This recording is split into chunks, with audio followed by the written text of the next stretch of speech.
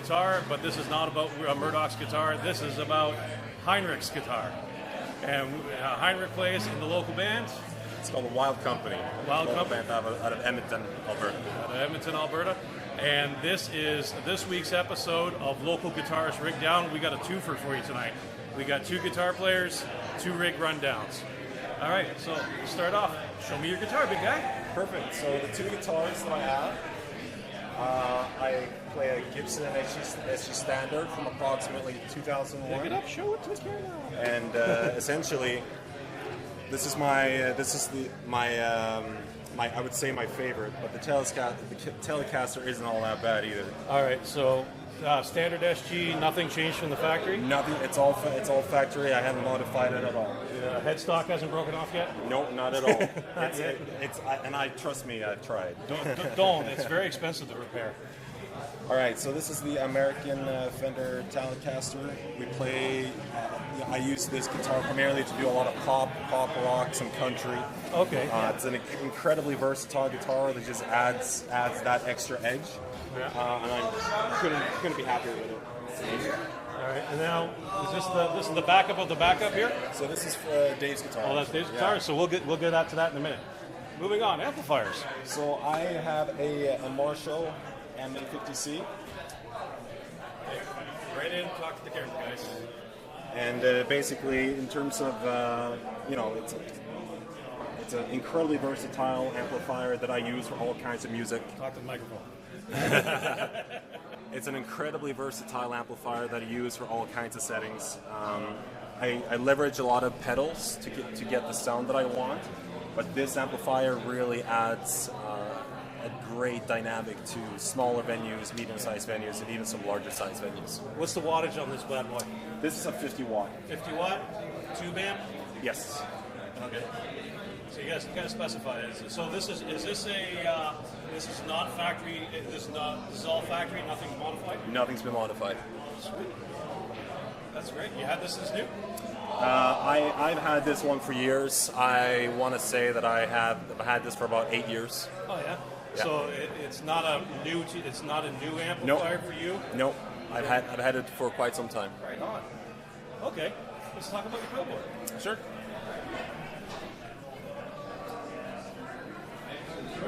This is mine. All right.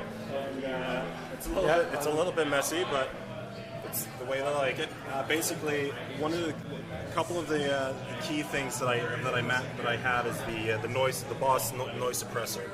It really helps to cut out some of the noise that otherwise comes out from the amplifier. Especially on a single coil guitar. Exactly.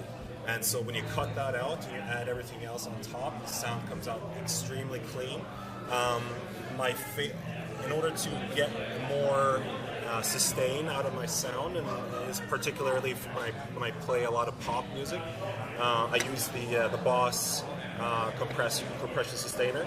And to get my drive, I have the Boss Blues Driver. Absolutely love it. Yeah, that is a smoking pedal. I love those. It basically, I can use this for anything from metal to generally hard rock to more pop rock, and because I play a lot of lead, I have the EP booster, and this I bought this about like a year ago, and I wish that I bought this sooner.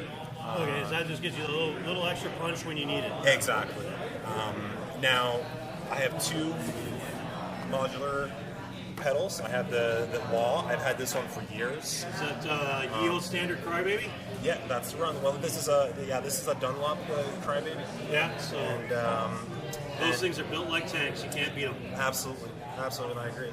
And we do some Jill Walsh and some Aerosmith, and this is the MXR talk box that I use for some of it. I got to admit, you're the only guy in Edmonton I've seen so far to use a talk box, and I got to say I'm impressed because, like I said, first guy in Edmonton for me to come across using a talk box. It's a pleasure. I'm glad to be. Yeah. And it's a real talk box, the old MXRs. Exactly. All right, so. She's filming. All right, so that basically comes down to my guitars, my amplifier, the pedals that I use, and that kind of completes the whole set. All right. Well, I got to come over here. Maybe I should make some more short jokes on my own, at my own expense. But we won't. Anyway, YouTube. That's half of an episode of Local Guitarist Rig Rundown. We have Heinrich from the band, The Wild Company. The Wild Company. Can they find you on YouTube? So yes, we have videos out on YouTube. You can also check out our Facebook page. What's the Facebook page? So the Facebook page, if you just search The Wild Company, we're right there. They'll find you? They'll find They can like and follow and all that good stuff? Absolutely. All right. So thanks a lot. Thank you. All right, let's get Dave in here. Dave, tag up. All right, so Marcel, how you doing? not bad, Dave. Nice to meet you. Yeah, nice to meet you. Thanks for coming down. Hey, thanks for having me. Thanks for inviting me down. How does it feel now that we talking? This is what at I'm, a lower level. This is more what I'm Looking down. more used to. Yeah. Yeah. Yeah. We're still getting used to it. Yeah. He's a big dude. He is. Yeah, long time. All right. So part 2, we have Dave. Hello, how are you doing? All right. I'm Murdoch from Murdoch Guitars. That is YouTube, and we're going to start off Local Guitarist Rig Rundown. And we're going to talk about your guitar. What do you got? What do you have for us today? So, like Heinrich, I'm in the Fender family. Something that I always wanted as a player was a Fender Stratocaster. This is your straight up American road roar. Like, this guitar is bulletproof. Strats, I swear by them. Oh yeah. The music that we play, it fits all. I don't need to guitar change. If we're going to do some powerful, punchy stuff, I can do it.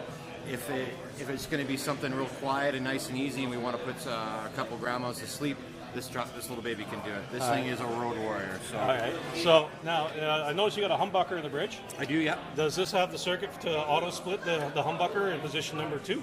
Yes, it does. It does. Yeah. All right. So you can get that. You can get that classic Strat quack. Absolutely. With a humbucker fitted guitar. Absolutely. Right on. I'm working on my wear mark. Working on the wear marks. Yeah, you got to do that yourself. You can't buy it pre-made. That's right. That's It right. looks Hard like- work. A lot of hard work. We got the strap locks here, so you don't go flying and ruin the guitar.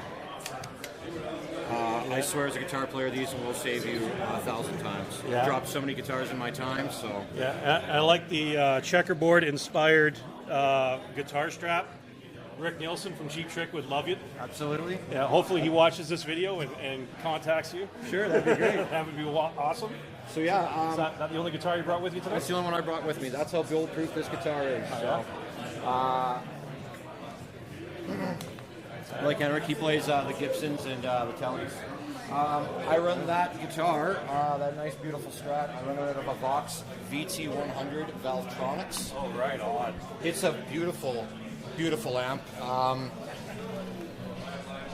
I used to play out of a Fender Twin Reverb, a tube amp, and I was just Talk to the camera. I was just looking for like a new sound. So I went unconventional and I went to a completely different amp. So this is fairly new, and I'm still pumping the sound out of it.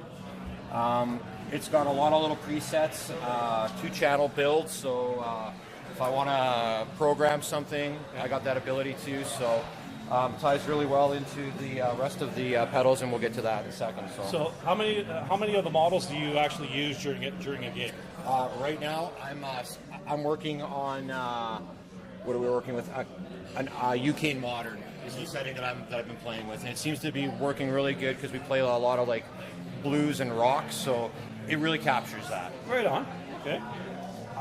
Sometimes I'll get a little wild and I'll go like a huge reverb setting, and then I'll start to build on the channels on the top, on the settings on the top. So. All right. So let's talk about your pedalboard. Sure. So I custom built this board.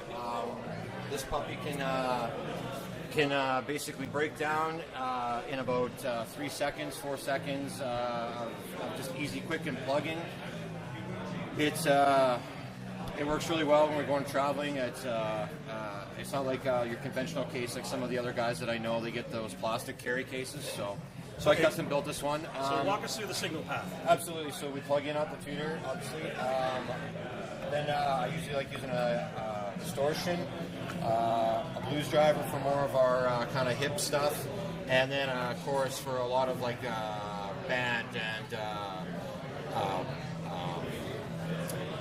Beatles, things like that, right? So that's the two channels. I find that when I have Blues Driver and Super Chorus playing together, it's a really, really nice, beautiful sound. So. All right, and this is just a volume pedal, not a That's wah? that's just a volume pedal. I don't need a wah. I don't solo. So Okay. that's again that's Heinrich's department in our band called the Wild Company. So Okay. so yeah, pretty straightforward.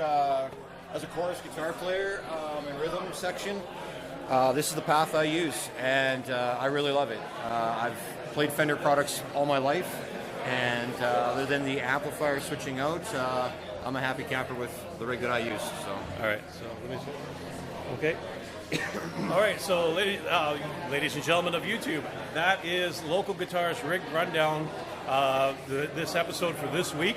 It's a two-piece, you get a double shot. 2 guitar players, 1 band. Tell them where they can find you on Facebook again. You can find us on Facebook at The Wild Company. Search us, you'll find us there. Like us, find us, come check out our show. Can they find you on YouTube as well? Yeah, we got a couple videos there. Hopefully you enjoy. All right. Thank you very much. Well, thanks for coming down, guys. No problem. Yeah, good night. Good night.